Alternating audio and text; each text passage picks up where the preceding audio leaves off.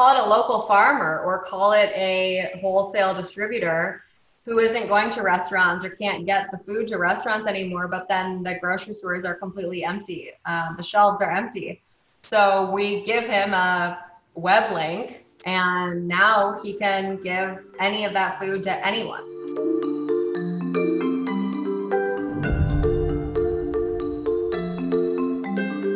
The ability to order anything online and have it delivered quickly has transformed the delivery industry and given a distinct advantage to the largest, most dominant retailers, such as Amazon. But where does this leave the smaller retailers, who more and more depend on online sales? This is the problem Chelsie Lee recognized when she founded Shipsi, a company that enables businesses of any size to link their e-commerce system to an advanced delivery network, sometimes in only 10 or 15 minutes. In this episode of UpTech Report, Chelsie discusses how she came to start the company, how their solution works, and in what ways they've adjusted their business in response to the COVID-19 pandemic. Chelsie, I'm excited to be with you today. To start us off, I'm going to ask you a question. I want you to describe your company in 5 seconds. If you had 5 seconds, what would you say Shipsi is? Delivery for all. Ooh, I like that. Delivery for all. And this has been about 3 years, and your first company that you've led coming from corporate. Tell me, how did this begin? What problem did you see? They're like, I can solve this. Yeah. So coming from corporate, you're naive to a lot of the resources that you have at your disposal, and you don't always have a plan as a founder, and it's obviously a lot different. Even if you're running a team or a department within an organization, it's completely different being a CEO and running the entire company. The major problem that I saw was that every brand or retailer out there had this massive dark cloud of Amazon, and we're struggling to keep up with it. And the other is, a lot of times the investment firm or private equity firm who worked with the retailer was not speaking the same language. And there was a massive gap in, there was a lost in translation of the capabilities and the issues that the brands and the retailers were facing. And the investment firm just didn't know what those things meant. So I had the idea to go work in private equity and thought that I could solve for it by going to work for a retail-based private equity firm. And instead, my now co-founder, when I called him asking for advice, he had asked me to take a look at a project that he was working on called Shipsi. And it was originally developed for traditional logistics, and I saw it through a completely different lens. I saw on-demand, and I saw retail and e-com and the growth, and knew that there would be a very fruitful path towards the on-demand and online markets. So you really saw that these retailers were losing to Amazon. They could not compete in a fast-paced e-commerce way of instant delivery. So then combining efforts with your co-founder already had some solution, being able to pivot to solve that problem. Mm-hmm. Tell me the core of then, how does your solution work to solve that problem? So we offer on-demand or scheduled delivery for any brand or retailer using existing infrastructure and networks. So we are the connector between retail systems or their online website or their store point of sale system and all of the delivery networks. So we serve as the conduit between both of those parties so that any retailer has the ability to offer their consumers scheduled or on-demand delivery without making any major changes to their existing business systems, and then offering a layer of customer service and all of the data behind it. During this time period where people aren't going out to stores right now, and the mind shift of potentially wanting to shop online and have things just being delivered will probably stay with us. This will help retailers be able to do it without taking much on. Is that correct? It's not much of a burden for them to integrate this into their systems? What does that look like? Exactly. So to get signed up, it depends on the platform that they're running on, but most take about 15 minutes to get up and running. So the integration is through their e-com site. That plus an account within our portal makes Shipsi appear or not appear. Our solution is built around business rules or criteria so that the consumer sees our option, and we have already confirmed at checkout that there is a driver available. We know the consumer location. We know the inventory is there. We know the store is open. There's a driver, all of these things. When the stars align, the option appears. When there's one missing, it doesn't appear, so that we're sure to exceed the consumer expectations. And so that is the traditional setup. We're also in the process of rolling out an even easier way to get anyone up and running even faster, even easier. What's the size of retailers that you're really looking to work with right now? We've shifted our focus. Traditionally, we've worked with large enterprise retailers with a lot of distribution locations and doing a lot of volume, but we've really shifted to more of a community-driven and localized or even more hyper-local outreach. We're helping organizations through a lot of different manners, a lot of different verticals, especially during this time that we would not traditionally work with.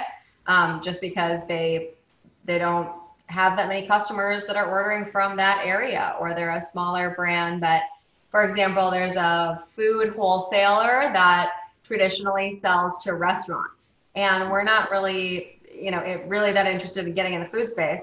But call it a local farmer or call it a wholesale distributor who isn't going to restaurants or can't get the food to restaurants anymore, but then the grocery stores are completely empty. The shelves are empty.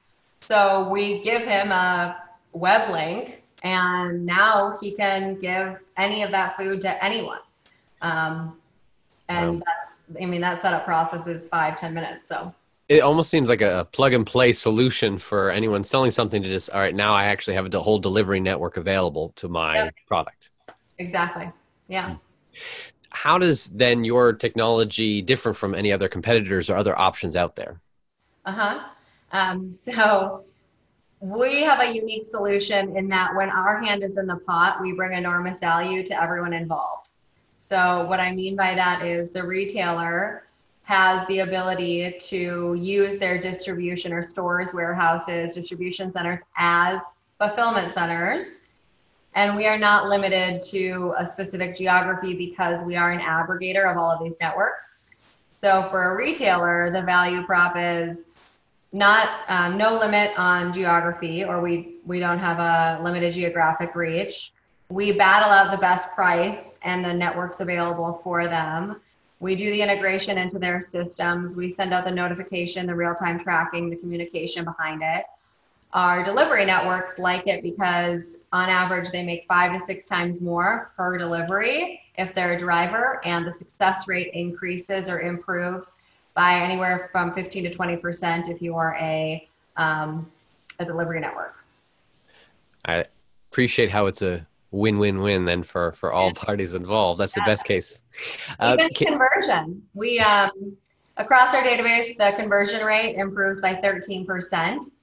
For online, even on traditional methods. So just by having our option there, we actually incentivize, or we're positively contributing to regular shipping methods even. Being around for now about 3 years, what kind of stats can you share on the usage and growth? We have been busting at the seams since launching. So actually I have the exact we really in 2018 were focused on building the product. Year over year, our growth was over 3,000%. 2019, it's easy to get that kind of percentage when your revenue is so small. But even including that, we have grown to over 200%, 2019 to 2020, just in March alone, or using March numbers. So we are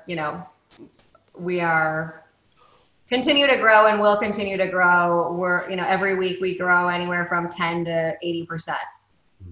And the quantity of users and activity on there probably is an exponential curve the more retailers that you bring on. So like, what's like the daily, or even to share like the number of transactions and activities happening on the network? Yeah. So, a few years ago, I would have probably told you a couple hundred, then I would tell you a couple thousand. Now I would tell you tens of thousands in a normal state. We're going through a transition right now with a lot of mandates for store closures that are non-essential items. A lot of our customers are selling regular items and they are not essential. So we are adjusting and adapting, and the team and the collaboration amongst the team, I could not be more proud of, especially given the current environment. We have explored multiple ways to still use our core technology. And the new product rollout that I mentioned, that's an example of the team really coming together and exploring our product. And COVID has forced everyone to get creative in a lot of different ways. Looking forward to the future then, Yeah. what do you see the company in the near term, next year or so, and in the long term, what in the next 5-10 years? Mm-hmm. In the immediate term, it is really helping out a lot of these local organizations through some of this community outreach. To date, we've delivered over 1 million diapers for families in need. Not something that I thought that we would get into, but there is a need, and why not use our network? So I think, the next 3 months is still about helping communities, helping brands, if it's a matter of them not selling anything or still being able to sell something. We want to support them in that. And then it is also testing out some of these turnkey, lightweight products to see how we can adapt and utilize them to help anyone or take advantage of this opportunity for a different vertical or different go-to-market. So the short term is about really expanding the diversity, the breadth, and the depth of our customers, getting a little bit creative and flexible on our products and making it even more simplistic and learning how we can utilize that long term.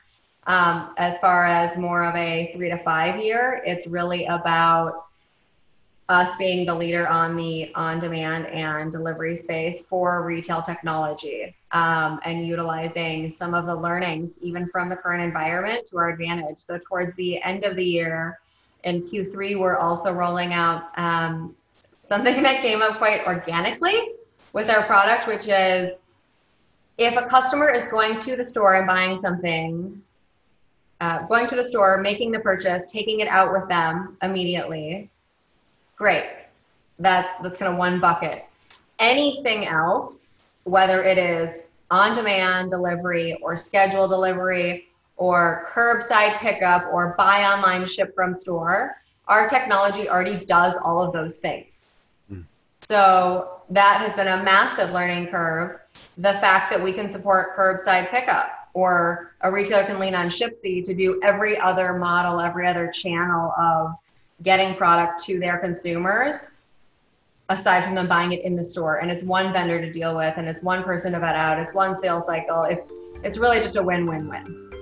Be sure to check out part 2 of my conversation with Chelsie, in which she talks about the importance of leaning on mentors and finding the right support network to help your startup get off the ground.